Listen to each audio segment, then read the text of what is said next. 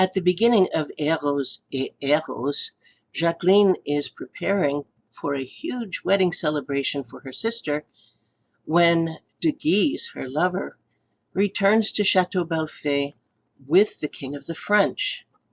At the same time, housekeeper Martha's niece has fallen ill, and they have discovered 2 small holes on the girl's neck. We pick it up there. Jacqueline spent the morning making broths and boiled eggs for the 2 invalids. Martha complained about her confinement, but was no less grateful for the ministrations. By noon, Anne could sit up on her own. When Mr. Smith brought a set of checkers from the salon, the girl was soon laughing over games, giving Jacqueline the confidence to head to her forge's workshop for a few hours. She had a spark of an idea to assist de Guise's efforts in keeping the king safe from assassination. She hummed happily as she braided fine copper wire, while the resident black cat strode in and out of her legs and leapt to the work table for caresses, closing its crystal blue eyes in delight. De Guise returned in the late afternoon and joined Mr. Smith and Jacqueline in the salon, where they had retired for refreshment, since Anne and Marthe were both sleeping. Jacqueline had ordered all curtains to be drawn over the open windows and doors, so the heat of the day made the spacious room stuffy and humid.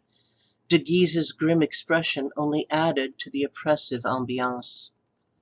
Forges à Belfait is secure, but 2 villages over, a young girl died of a wasting disease a few weeks ago, he told them.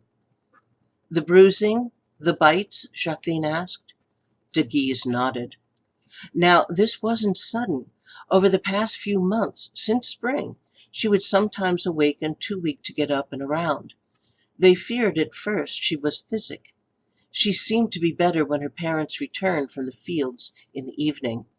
Then one morning they found her body pale and cold. Oh, how horrible! Marthe, he calmed her. Marthe and Anne are both in our care, and we won't let them languish. I think you might want to insist any maids and farmhands stay on, though, rather than returning to their homes at night, at least until this passes. Mr. Smith cleared his throat. He seemed ill at ease. I don't wish to alarm you overmuch. Only what you say about the dead child. In my youth, that is, my sister... He paused, and they waited anxiously as he organized his thoughts. Finally, he drew a deep breath and released it in a sigh, his eyes no longer lit. I have a sister, dear to me, very dear. When she was about your age, Madame Duval, she went to reside with our aunt, and together they moved to Bratislava, on the border of Austria and Hungary. Our aunt was a devout woman, and they made many visits there for a few years, doing works of charity with the good sisters. The sisters told a tale, one repeated throughout the region, of someone who stalked women during the night.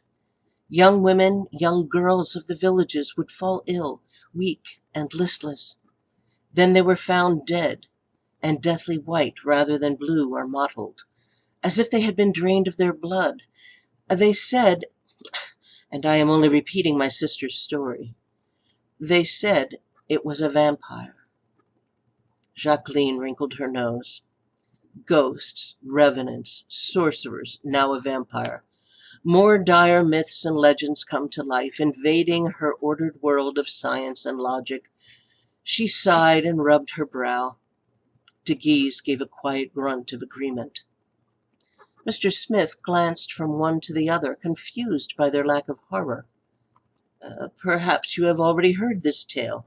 I counted it as peasant superstition, as did my sister. But superstition aside, something has killed a child and attacked 2 women here in Forges à Belfait.